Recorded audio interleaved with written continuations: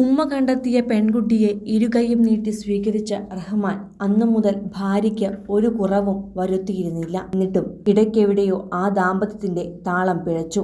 ഒടുവിൽ സൈറ തന്നെയാണ് ആദ്യം വക്കീലിനെ കണ്ടതും വിവാഹമോചനത്തിന് നോട്ടീസ് അയച്ചതും. ദമ്പതികളുടെ 3 മക്കൾ പോലും അപ്പോഴാണ് ഇരുവർക്കുമിടയിലെ അകൽച്ചയുടെ കാഠിന്യം എത്രത്തോളം ഉണ്ടെന്ന് തിരിച്ചറിഞ്ഞത്.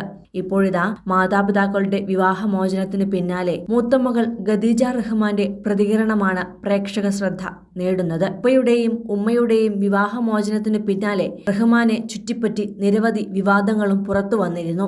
അതിൽ ഏറ്റവും ആദ്യത്തേത് അദ്ദേഹത്തിന്റെ ബാൻഡിലെ ഗിറ്റാറിസ്റ്റായ മോഹിനി ഡേയുടെ വിവാഹമോചന വാർത്തയാണ്. അതിനെതിരെയാണ് ഖദീജ പ്രതികരിച്ചിരിക്കുന്നത്. എപ്പോഴും ഓർക്കുക, നമ്മളെ വെറുക്കുന്നവരാണ് ഊഹാപോഹങ്ങൾ പറയുന്നത്. വിഡ്ഢികൾ അത് പാടി നടക്കും. ബുദ്ധിയില്ലാത്തവർ അത് വിശ്വസിക്കുമെന്നാണ് ഖദീജ പ്രതികരിച്ചത്.